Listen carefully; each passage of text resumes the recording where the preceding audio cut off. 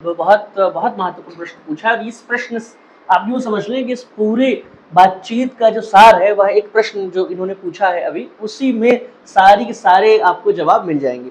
तो नमस्कार, मैं विपुल सिंह स्वागत करता हूं आप सभी का हमारे इस YouTube चैनल CUET PG के सर्वश्रेष्ठ प्लेटफॉर्म स्टडी कैपिटल पर।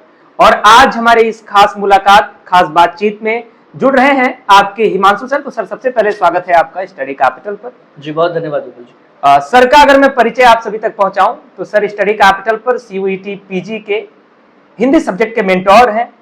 और सर के अगर क्वालिफिकेशंस की चर्चा हम करें तो सर JRF क्वालिफाइड है। BHU से सर की PhD चले यानी रिसर्च चल रहा है सर का। ऑल इंडिया रैंक 1 था दिल्ली यूनिवर्सिटी और बनारस हिंदू यूनिवर्सिटी के 2021 के एंट्रेंस में। आज की इस चर्चा में कुछ खास विषयों पर हम बातचीत करेंगे। विषय आपके CUET PG MA हिंदी के एंट्रेंस एग्जाम की तैयारी से संबंधित होंगे। किस तरीके से आपको तैयारी करनी चाहिए, क्या अप्रोच होना चाहिए, इन सारे पॉइंट्स पर हम चर्चा करेंगे। इंपॉर्टेंट किताबों पर भी बातचीत करेंगे, हिंदी का स्कोप आगे क्या है इस पर भी बातचीत करेंगे। तमाम ऐसे मुद्दे होंगे। वीडियो को कंप्लीट देखिएगा और चैनल के साथ पहली बार विजिट कर रहे हैं तो चैनल को सब्सक्राइब कर लीजिएगा, बेल आइकन प्रेस कर लीजिएगा।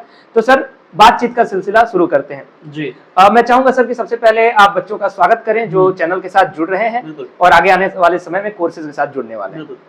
तो सभी का स्वागत है। स्वागत से अधिक शुभकामनाएं हैं, चूंकि आप परीक्षार्थी हैं तो शुभकामनाएं प्रेषित करता हूं आपको। सबसे पहले हम अपने विषय पर आ जाते हैं जो सर ने जिसका जिक्र किया कि CUET MA हिंदी जिसकी तैयारी आप करने जा रहे हैं, जिस हेतु से आप यह वीडियो देख रहे हैं उस पर हम लोग सीधे बात कर लेते हैं। तो CUET MA हिंदी आप जानते हैं, CUET परीक्षा जो है वो मास्टर्स के लिए हिंदी से तमाम विश्वविद्यालय हैं। मैं बहुत डिटेलिंग में अगर बिल्कुल स्पष्ट करूं, बहुत बिल्कुल बच्चे समझना ही चाहते हैं चीजों को, क्योंकि ऐसा कोई एक्सपर्टाइज मिलता नहीं है जो सारी चीजों को बताए। तो अगर आपने कहीं से ग्रेजुएशन कर रखी है हिंदी विषय में या कर रहे हैं या आप MA हिंदी करना चाहते हैं तो आप जानते हैं कि NTA एक परीक्षा लेती है CUET MA की परीक्षा, जो कि हिंदी विषय से। उसको पास करने के बाद आप BHU, DU, JNU और तमाम ऐसे केंद्रीय विश्वविद्यालयों में, इसके साथ कुछ अन्य विश्वविद्यालय भी हैं, तो उसमें पढ़ने के लिए उस MA की परीक्षा MA करने के लिए हिंदी विषय से आपको यह परीक्षा पास करनी होगी। पहली बात तो ये। दूसरी बात कि मैं उस परीक्षा के बारे में कुछ बातें आपको बता दूं। एक ये कि उसमें कुल 75 प्रश्न आते हैं जो आपके सिर्फ और सिर्फ हिंदी विषय से संबंधित होते हैं। इससे पहले अन्य प्रश्न आते थे, लेकिन अभी के लिए जो सूचना हमारे पास है अब तक, वो 75 प्रश्न आपको हिंदी के देखने को मिलेंगे और उसी के आधार पर आपका एडमिशन होता है। चाहे आप BHU में, चाहे आप JNU में, DU में, कहीं आप एडमिशन लेना चाह रहे हो, आपको 75 प्रश्न हिंदी के करने होंगे। और सारी आपकी जो मेहनत है, आपकी सारी तैयारी वो इसी 75 प्रश्नों को लेकर के होती है, जिसमें साहित्य का इतिहास है, काव्यशास्त्र है, थोड़ा बहुत प्रयोजन मूलक से प्रश्न बनते हैं और जनसंचार माध्यमों में हिंदी। तो एक ये पूरी की पूरी अगर आप तैयारी करते हैं तो फिर आपका सपना अगर है कि केंद्रीय विश्वविद्यालय में आप एडमिशन लें, हिंदी विषय से MA करें, तो यह सपना आपका पूरा हो सकता है। बिल्कुल सर। तो अगर ये इंटरव्यू हम लोग जब शूट कर रहे हैं तो कुछ स्टूडेंट इसको 5 से 6 महीने पहले एंट्रेंस एग्जाम के देख रहे होंगे, कुछ स्टूडेंट 3 से 4 महीने पहले देख रहे होंगे, क्योंकि बच्चों का सेमेस्टर एग्जाम भी चलता है। BA थर्ड ईयर में ऑलरेडी रहते हैं, तो क्या अप्रोच होना चाहिए? क्योंकि ये लगता है, कुछ लोगों को लगता है कि यार मुझे ड्रॉप लेना पड़ेगा, BA थर्ड ईयर के बाद 1 साल ड्रॉप लूंगा, फिर तो तैयारी करूंगा साल भर, या साथ में तैयारी कर सकते हैं। क्या आपके द्वारा क्या मार्गदर्शन रहेगा? एक ये बात कि ग्रेजुएशन आप कहीं से भी कर रहे हो, जो MA एंट्रेंस में पूछा जाता है वो मेनली ग्रेजुएशन की चीज है, कुछ अलग से ऊपर से कुछ नहीं पूछा जा रहा है। अपना सिलेबस अगर आपने पढ़ रखा है ग्रेजुएशन का ठीक से, तो आपको मतलब बहुत विशेष परेशानी की जरूरत नहीं। लेकिन समस्या ये है कि हिंदी विषय में लोग ग्रेजुएशन बहुत गंभीरता से नहीं कर रहे होते। बिल्कुल। इसलिए फिर यहाँ समस्या आती है, आपको कॉम्पिटिटिव एग्जाम की स्पेशली अलग से तैयारी करनी पड़ती है, आपको प्रतियोगी परीक्षा की तैयारी करनी ही पड़ती है। तो उसके लिए बस ये है कि आप अपना जो कोर्स है, यानी जो आप जहाँ से ग्रेजुएशन कर रहे हैं उसे आप पूर्ण करते रहें। उसके साथ ही साथ आप 3 से 4 घंटे अगर अपने हिंदी विषय पर देते हैं कॉम्पिटिटिव एग्जाम की दृष्टि से, यानी पुराने प्रश्न पत्र को देखना, कैसे प्रश्न पूछ रहा है, उससे संबंधित जो किताबें उपलब्ध हैं CUET की परीक्षा से संबंधित, या फिर जो शिक्षक आपको पढ़ा रहे हो, जो जैसे होता क्या है कि अगर कोई कोर्स आपको पढ़ा रहा होता है तो कोर्स में वो परीक्षा की दृष्टि से ही पढ़ा रहा होता है। मतलब अगर कोर्स वगैरह से जुड़ जाते हैं तो भी बहुत बेहतर ऑप्शन है कि आप पैरेलल तो अपना ग्रेजुएशन कर ही रहे हैं और किसी कोर्स के साथ जुड़ गए हैं, तो फिर कोर्स वाली जिम्मेदारी अलग हो जाती है, फिर आपको बहुत परेशान नहीं होना होता है। तो कुछ किताबें हैं कोर्सेज हैं और आपकी अपनी मेहनत है, तो 3 से 4 घंटे देते हैं तो तैयारी शानदार हो जाती है। बिल्कुल सर, यानी अगर मैं समराइज करूं आपकी बातों को, तो 3 से 4 घंटे का हमें समय देना है, अपने टेक्स्ट बुक पर विशेष ख्याल रखना है, और कोर्सेज के साथ अगर आप जुड़ रहे हैं तो वहां तो आपको सारी चीजें सब कुछ एक प्रॉपर वे में मिल ही जाएगा। बच्चे टेक्स्ट बुक से कभी कभी भागने लगते हैं, वो सोचते हैं कि ऑब्जेक्टिव कुछ ऐसी बुक्स मिल जाए जहां हम पीवाईक्यूज देख लेंगे, क्वेश्चंस को देख लेंगे। तो क्या सिर्फ प्रैक्टिस क्वेश्चंस को देखना ही समाधान है या टेक्स्ट बुक की तरफ पढ़ना होगा? तो पहली बात तो ये, जो कॉम्पिटिटिव एग्जाम की तैयारी की किताबें आती हैं मार्केट में, उसमें से 80% प्रश्न देखिए आते हैं, ये बात सत्य है कि 70 से 80% प्रश्न आते ही आते हैं। तो समस्या की बात यहाँ हो जाती है कि वो 70 से 80% प्रश्न सब सही कर लिए जाते हैं। तो सारी लड़ाई है एडमिशन लेने की, वो 20% प्रश्नों की है। तो अगर आप सिर्फ एक किताब के भरोसे बैठे हैं तो आप समझिए 80% तो आप कर ले जाएंगे, लेकिन आप देखेंगे सारे लोग 80% कर चुके हैं, तो उससे आपका एडमिशन नहीं मतलब होने की संभावना बहुत कम हो जाएगी। तो ज़रूरी है कि इन दिनों, चूंकि मैं प्रश्न पत्र खुद, तो आप जानते हैं कि मैं स्टडी कैपिटल में ये कोर्सेज चलाता हूँ, CUET में हिंदी की तैयारी की, तो मैं प्रश्न पत्रों को जिसका विश्लेषण करना होता है उसे करता हूँ, देखता हूँ। तो प्रश्न काव्य शास्त्र से आ रहे हैं और थोड़े अंदर से आ रहे हैं, इसलिए ज़रूरी है कि काव्य शास्त्र की आप कोई किताब खरीद लें, जैसे भगीरथ मिश्र की किताब है या फिर आचार्य बलदेव उपाध्याय की किताब है भारतीय काव्य शास्त्र के लिए, तो उसके लिए अलग से किताब पढ़ लें। प्रयोजन मूल्य के लिए बहुत ज़रूरी है कि किताब अलग से पढ़ना ही ज़रूरी है, या फिर आप इग्नू के कुछ कंटेंट प्रीफर कर सकते हैं। इग्नू का आप जानते हैं, इग्नू MA की तैयारी के लिए मतलब पूरे के पूरे कंटेंट उपलब्ध कराता है, जो इग्नू यूनिवर्सिटी है, तो वहाँ के कंटेंट आप देख सकते हैं। वो तो बहुत शानदार और बड़े विद्वानों के द्वारा बनाया गया वो पूरी सामग्री है, तो वहाँ से आप चीज़ें पढ़ सकते हैं। और सिर्फ एक किताब जैसे दृष्टि और गोविंद पांडे वाली जो किताब है, वह मतलब अनिवार्य किताब है। महत्वपूर्ण तो बात की बात है, महत्वपूर्ण नहीं कहूंगा उसे मैं, अनिवार्य कहूंगा, तो आपको पढ़ना ही पढ़ना है। साथ ही प्रयोजन मूलक में जनसंचार माध्यमों में हिंदी और काव्यशास्त्र, इस विषय पर आपके पास अतिरिक्त सामग्री होनी चाहिए, जिससे आपकी तैयारी सर्वश्रेष्ठ हो, क्योंकि सारी लड़ाई श्रेष्ठ की नहीं रह गई है, सर्वश्रेष्ठ होने की लड़ाई। बिल्कुल, आज जो आपको मार्गदर्शन मिल रहा है और जो आपका सौभाग्य, इसको सौभाग्य आप कह सकते हैं, क्योंकि अगर आपको ऐसे लगता है कि YouTube चैनल पर नॉर्मल वीडियोस मिल जाते हैं तो कोई सामान्य व्यक्ति ही होगा जो आपको गाइड कर रहा होगा, तो बाकी YouTube चैनल्स की तुलना में स्टडी कैपिटल के जो मेंटोर्स हैं, जो हिमांशु सर का मार्गदर्शन आपको मिल रहा है, इसको नोट करते रहिएगा, चीज़ों को ध्यान से सुनते रहिएगा, चीज़ों को अंगीकार करिएगा, क्योंकि यहाँ के जो शब्द निकलेंगे, अगर इन शब्दों को आप शब्दशः चीज़ों को समझ लेंगे तो जरूर आपके जीवन में, आपके एंट्रेंस एग्जाम में आपको सफल होने से कोई नहीं रोक पाएगा। सर, अन्य विषयों पर हम आना चाहेंगे। कुछ ऐसे पॉइंट्स होते हैं मन में, जैसा कि आपने टेक्स्ट बुक को लेकर के बहुत सारी बातें बताई कि टेक्स्ट बुक अनिवार्य है, और वास्तविकता भी यही है कि जिस सब्जेक्ट में हम पोस्ट ग्रेजुएशन करने जा रहे हैं, उस सब्जेक्ट में आगे बढ़ने जा रहे हैं, तो उसके टेक्स्ट बुक से हमें लगाव होना चाहिए, प्यार होना चाहिए। क्या रिदम होगा पढ़ाई का, जैसे 3 से 4 महीने की तैयारी हो या फिर 6 महीने की तैयारी हो, क्या सीक्वेंस फॉलो करें, जैसे सिलेबस कैसे कंप्लीट करें, रिवीजन कैसे करें, प्रैक्टिस करें नहीं करें, क्या क्या चीजें इंपॉर्टेंट होती हैं किसी भी प्रवेश परीक्षा के? बिल्कुल, बहुत महत्वपूर्ण प्रश्न पूछा। और इस प्रश्न आप यूँ समझ लें कि इस पूरे बातचीत का जो सार है, वह एक प्रश्न जो इन्होंने पूछा है अभी, उसी में सारी के सारे आपको जवाब मिल जाएंगे। पहली बात तो ये कि आप जानते हैं हिंदी में एक बड़ी महत्वपूर्ण किताब है आचार्य शुक्ल की, हिंदी साहित्य का इतिहास।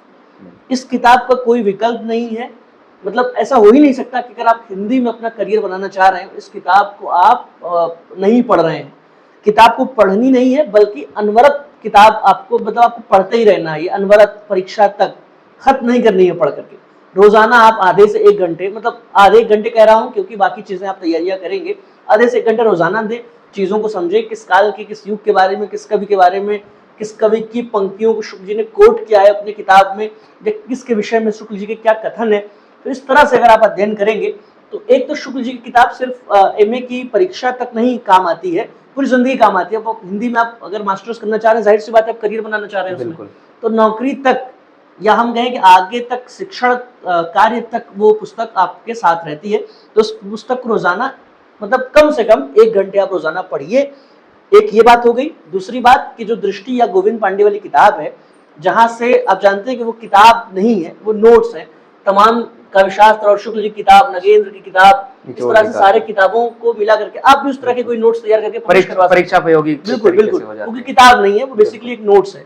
तो आप उसको, मतलब उसका भी कोई विकल्प नहीं है, क्योंकि आप अलग अलग किताबें कहाँ पढ़ने जाएंगे, नगेंद्र की, शुक्ल की, काव्यशास्त्र की, भाषा विज्ञान के अलग अलग। तो आप बस वो किताब ले लें, गोविंद पांडे दृष्टि वाली, तो उससे आपका काम हो गया। तो 2 किताबें मैंने आपको बताई, शुक्ल की और गोविंद पांडे या दृष्टि वाली किताब, इसको कंटिन्यू पढ़ना है परीक्षा तक। अब रही बात कि हम कैसे तैयारी करें या प्रैक्टिस वगैरह के लिए, तो प्रैक्टिस वगैरह के लिए आप पहली बात तो मतलब पढ़ते समय ही पुराने प्रश्न पत्र को देख लिया करें, ये सबको समझ में आए कि पूछ क्या रहा है परीक्षा में। मतलब ऐसा तो नहीं है कि आप अलग पढ़ते चले आ रहे हैं और कुछ अलग पूछ रहा है, एक ये चीज़ आपको करनी है। दूसरी कि जब आप चीज़ों को खत्म कर ले लास्ट तक, तब टेस्ट सीरीज वगैरह से जुड़ जाएं, जो भी टेस्ट सीरीज होती है, क्योंकि आप खुद से प्रश्न बनाएंगे फिर खुद से कैसे सॉल्व करेंगे, ये संभव नहीं है।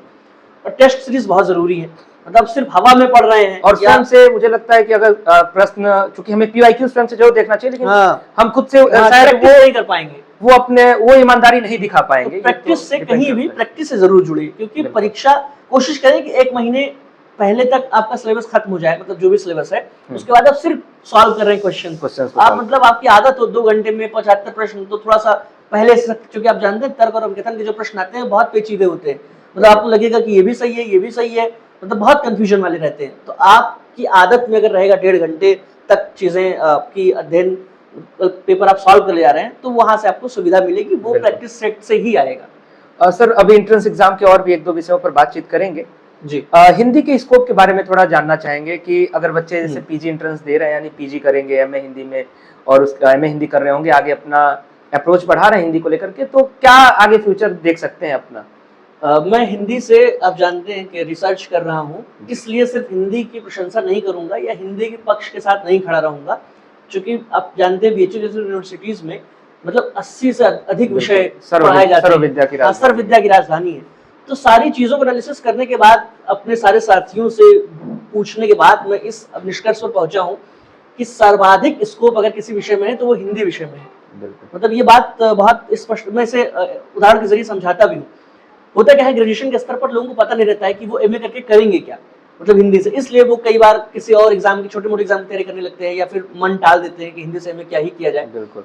पहली बात तो ये कि इस देश में जितने संस्थान हैं उसमें मतलब ह्यूमैनिटीज के विषय पढ़ाए जाए ना पढ़ाए जाए, साइंस के विषय पढ़ाए जाए ना पढ़ाए जाए, अगर अधिकतर विषयों में आपको हिंदी विषय जरूर पढ़ाया जाता है, तो वहां के शिक्षक में जब भी आवश्यकता होती है तो हिंदी विषय से एमए किए हुए विद्यार्थियों को मतलब स्थान मिलता है। आप जानते हैं, एक तो शिक्षण कार्य आपका हो गया, चाहे यूनिवर्सिटीज हो चाहे स्कूल्स हो, हर जगह हिंदी से मास्टर्स किए हुए शिक्षक की आवश्यकता होती है। एक तो ये स्कोप हो गया, पूरे उत्तर भारत में जहां जहां हिंदी भाषी राज्य है नौकरियां मिलती हैं और बहुत बहुत ज्यादा तादाद में मिलती है। एक बात तो ये कि आप शिक्षक, बतौर शिक्षक आपकी जरूरत है। दूसरी चीज कि राजभाषा अधिकारी का आप जानते हैं कि सरकारी नियम है ये कि तमाम संस्थाओं में, जो कि केंद्र सरकार की या इस तरह से तमाम जो अन्य प्राइवेट संस्थानों में भी, बिल्कुल सेमी गवर्नमेंट संस्थानों में भी, कि एक हिंदी का विशेषज्ञ होना चाहिए। बिल्कुल। और विशेषज्ञ की जो अर्हता है वो है कि वो हिंदी से परास्नातक उसका होना चाहिए, और ग्रेजुएशन में कहीं एक सब्जेक्ट इंग्लिश के तौर पर उसका रहे। तो ये कॉम्बिनेशन आपका कब बनेगा, जब आप हिंदी विषय से एमए कर रहे हैं, और वो भी मतलब टॉप ग्रेड की नौकरी है, ये भी मतलब याद रखने वाली चीज है, A ग्रेड की नौकरी है वो। तो छोटे मोटे शिक्षकों की तुलना में तो राजभाषा अधिकारी बड़ी नौकरी, अब उसके शब्द में ही अधिकारी जुड़ा हुआ है। तो 2 चीज बने, शिक्षण कार्य, चाहे वो यूनिवर्सिटीज में प्रोफेसर बनना हो चाहे किसी स्कूल में टीचर बनना हो, शिक्षण कार्य तो आपका हिंदी एमए के साथ आप उसके लिए योग्य हैं ही। दूसरी चीज राजभाषा अधिकारी की।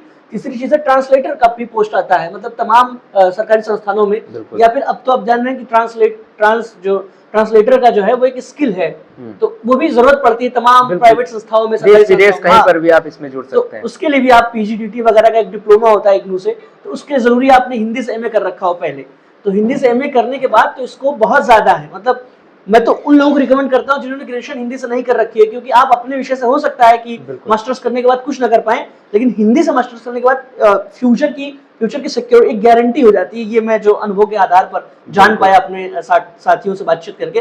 तो आप बिल्कुल निश्चिंत रहें, अगर आप हिंदी का दामन पकड़ते हैं तो आप बहुत समृद्ध रहेंगे, कभी आप इस तरह की स्थिति नहीं आएगी कि आपने क्यों ये विषय चुना।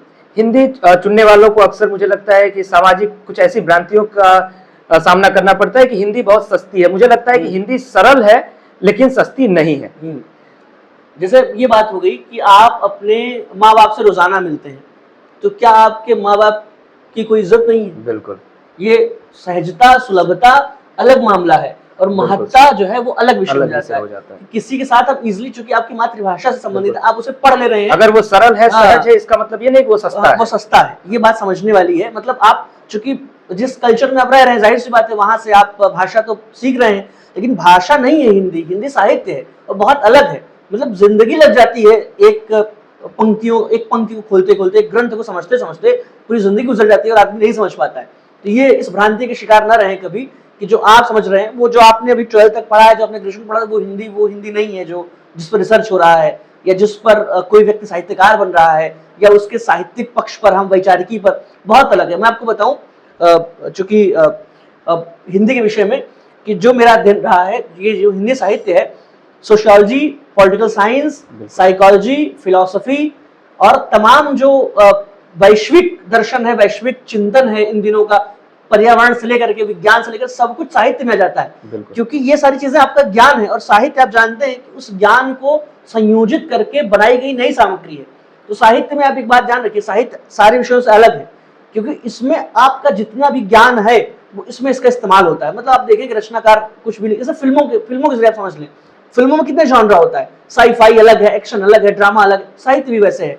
तो साहित्य अकेला नहीं है, साहित्य सब विषयों को खा करके तब बनता है साहित्य। तो सब कुछ का संयोजन है। बिल्कुल, साहित्य का एक विराट स्वरूप है और इसका कोई लेवल फिक्स नहीं है कि यहीं तक है साहित्य। जैसे आप अगर मान लीजिए मनोविज्ञान के बड़े अच्छे विद्यार्थी हो, शुक्ल जी के पूरे निबंध आप देखें कि मनोवैज्ञानिक निबंध है, या फिर दर्शनों में आप उठाएंगे, बहुत सारे उपन्यास पढ़ेंगे जो दार्शनिक या दर्शन पर उन्होंने केंद्रित कर रखे हैं। बहुत सारे हमारे रचनाकार हैं। सोशियोलॉजी पर तमाम दलित विमर्श, स्त्री विमर्श, हाशिए पर जो पूरी कम्युनिटी है, उसके साथ कौन खड़ा होता है? साहित्य खड़ा होता है। तो सोशियोलॉजी होगा, पॉलिटिकल साइंस हो गया, मतलब सोचिए कि मार्क्सवाद आपको साहित्य में पढ़ाया जाता है, फ्राइड को आपको साहित्य में, तो ऐसा कुछ नहीं है जो ह्यूमैनिटीज में है और वो साहित्य सबको जब्त करके रखता है। बिल्कुल, चर्चा काफी बेहतरीन हो रही है, लेकिन मुझे लगता है कि चूंकि वीडियो का एक समय है, तो शायद अगर इस चर्चा में हम लोग आगे बढ़ेंगे तो चीजें काफी, और हम लोग इस तरह की चर्चाएं विपुल जी करते रहेंगे। कमेंट्स में विद्यार्थियों का कोई प्रश्न होगा, बिल्कुल उनसे तो वो आप जाहिर बात है आप अभिव्यक्त करेंगे कमेंट में, और हम लोग उस प्रश्न के आधार पर अगले अपने इस तरह के वीडियोस चर्चा के जरूर लेकर के आएंगे। इंटरव्यू के आखिरी दौर में है हम लोग, और अब मैं सर से कुछ ऐसे टिप्स पर चर्चा करूंगा।